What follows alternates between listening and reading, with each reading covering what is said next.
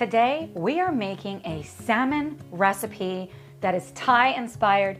You guys are not gonna believe how incredibly easy this is, how delicious, and really nutritious. If you're new here, I'm Tara, a home cook who absolutely loves to eat. Who's with me? Let's run through the ingredients. It's super simple. This is gonna come together in a flash.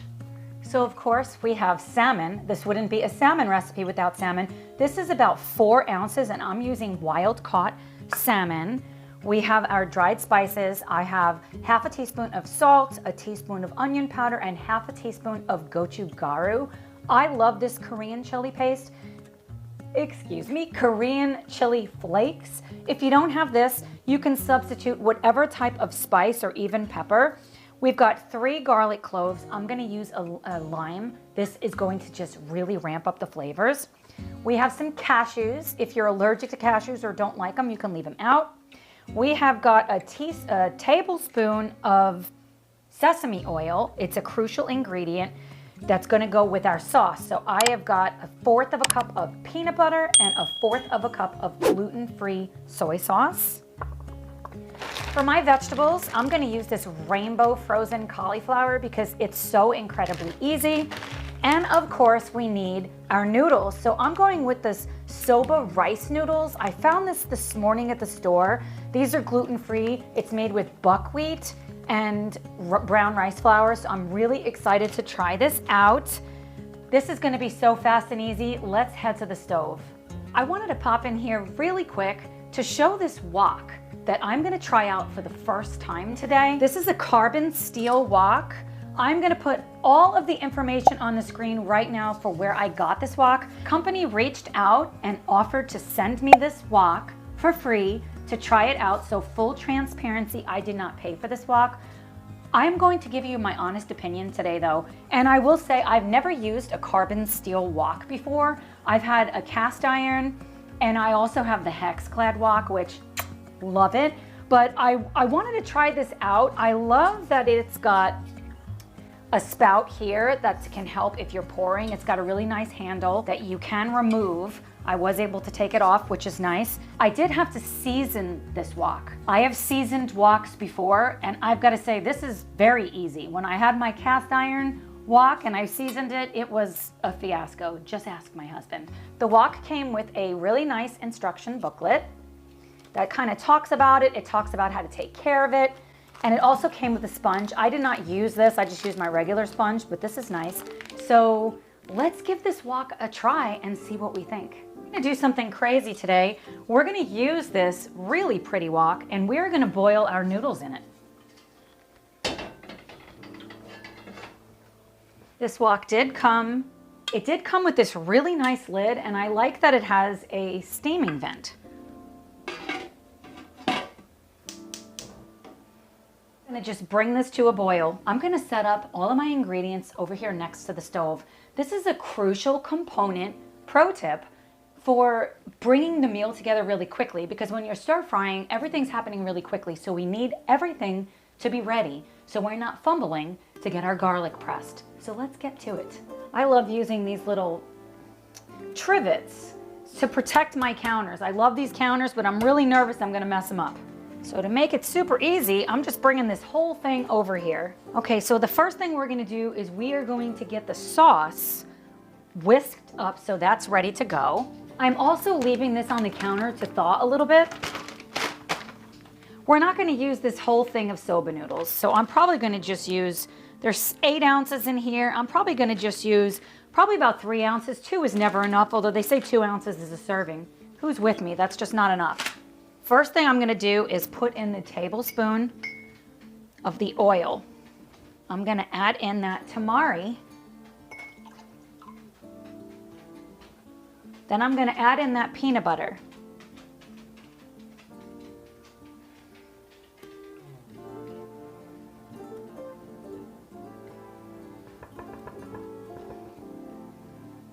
I love peanut butter.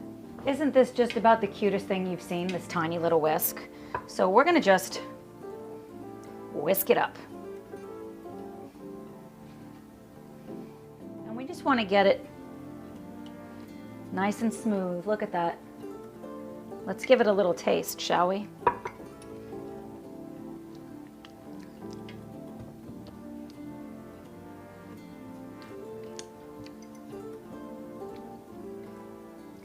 It's good.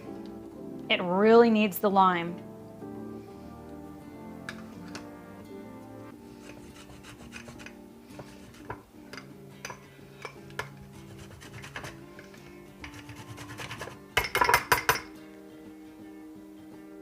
I don't want to mess up this pretty side to it. Okay.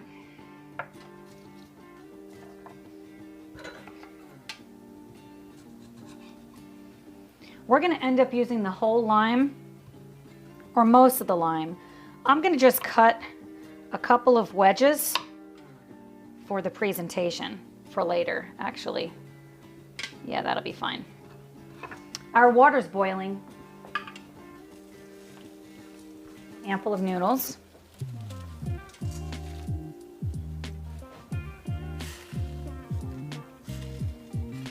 I'm going to throw a few more in there.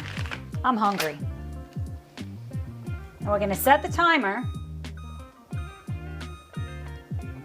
for 5 minutes because we don't need it to be fully cooked. Use my lime squeezer. So we're just going to squeeze this right on in. Nice and juicy. And then I'm going to mince up all of this garlic because we're going to need it all. And it might as well go in the sauce because everything is going in. This is a one-pot dish. Crush it on in there. Alternatively, you could use garlic powder. Normally I would do that, but I really want this to be super flavorful. So I went for the good stuff. And we're gonna just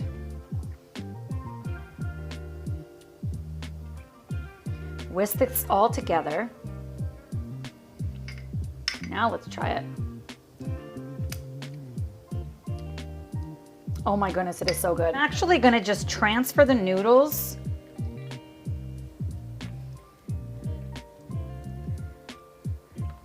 to a dish.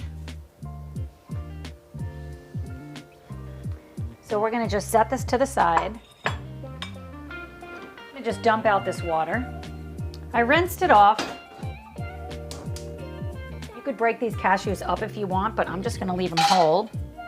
And with these noodles, I'm gonna just put just a drop of avocado oil on here so they don't get all clumped up.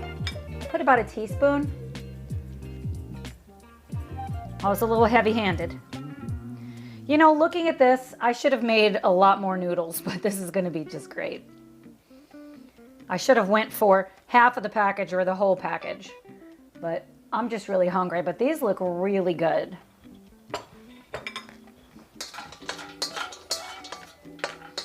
We don't want to burn them.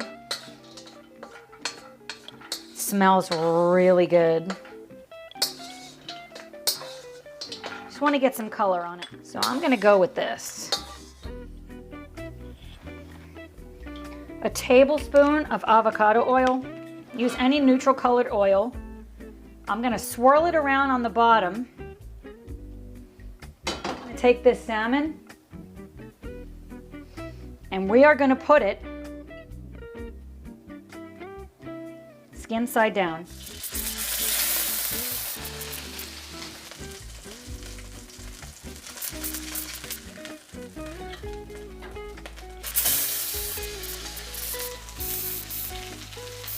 Actually going to cover it and lower the heat.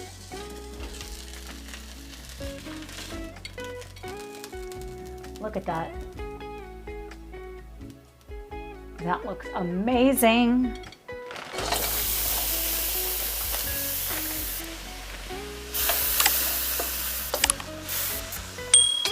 The rest of this dish should come together. It's already quick, but it's going to come together even quicker. I'm going to turn the gas back up because we want it to be high enough to cook this. Wow, this is so pretty. Some of these pieces are huge, but that's okay. I'm gonna cover this too, just to let it steam a little bit.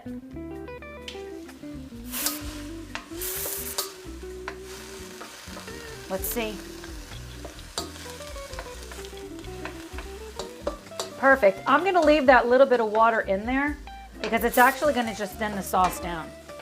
So now we're gonna assemble everything. I'm gonna add the noodles back in. Boy, am I glad I added that oil. Our yummy sauce. I am gonna leave a little bit to put on top in case I need it on top.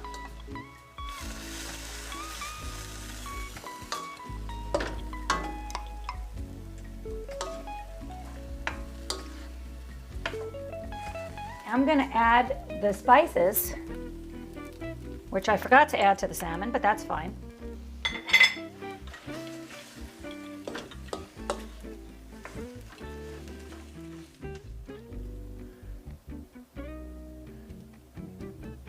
Moment of truth. How is this meal? First of all, look at these deliciously looking chewy noodles. Mmm. Let's taste the cauliflower. Now I know this is what you're waiting for. Let's see this salmon. Ooh. I love salmon. Put that sauce on it. Mmm.